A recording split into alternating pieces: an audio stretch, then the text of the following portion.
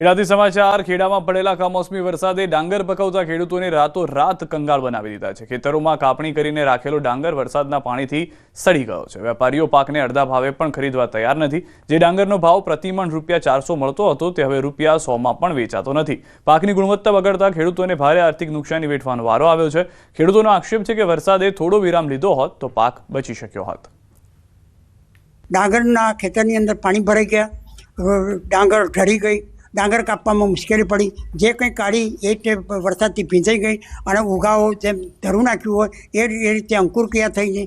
બજારમાં આ માલ કોઈ લેવા તૈયાર નથી। આ વીઘે તો 4,000 કે 5,000 ગવર્મેન્ટ આપે તો એનું કોઈ દાદર વળે એ બધાને એક હેક્ટરે 25-30 હજાર રૂપિયા આપે તો કંઈક વળતર મળ્યું ગણાશે। છેલ્લા એક સપ્તાહથી ખેડૂતોને માવઠાનો માર મારી રહ્યો છે અને આ માર એવો મારી રહ્યો છે ખેડૂતોને કે તેમનો જે તૈયાર થયેલો પાક હતો તે પણ હવે નિષ્ફળ છે।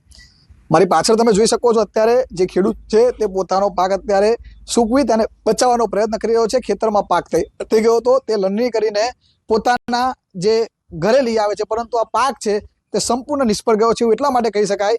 નજીકથી દ્રશ્યો બતાવીશ, કેમેરામેનને કહીશ કે આ પાક છે તે અત્યારે ઉગી ગયો છે।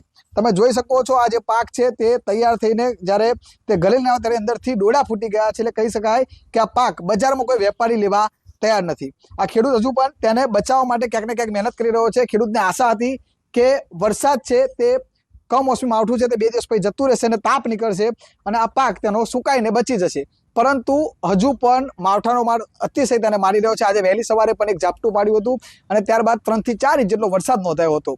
આજે પણ સવારે સૂર્ય ઉદય થયો ત્યારે ખેડૂતને આશા હતી કે આ પાક તેનો બચી જશે, પરંતુ અત્યારે જે પ્રકારે વાદળછાયું વાતાવરણ છે તેના કારણે આ પાક સુકાયો નથી અને આ પાક એનો હવે તેને ખોવાનો વાર આવ્યો છે। ખેડૂતો એક જ માંગ કરી રહ્યા છે કે અત્યારે ખેતરમાંથી જે ડાંગર કાઢવાનો જે ખર્ચો છે તેટલી પણ ઉપજ તે ડાંગરની કિંમતમાં આવતી નથી, જેથી સરકાર દ્વારા યોગ્ય સર્વે કરી તેને સહાય ચૂકવવામાં આવ્યો। ઉમંગ પટેલ, ન્યૂઝ 18 ગુજરાતી, ભલાડા, ખેડા।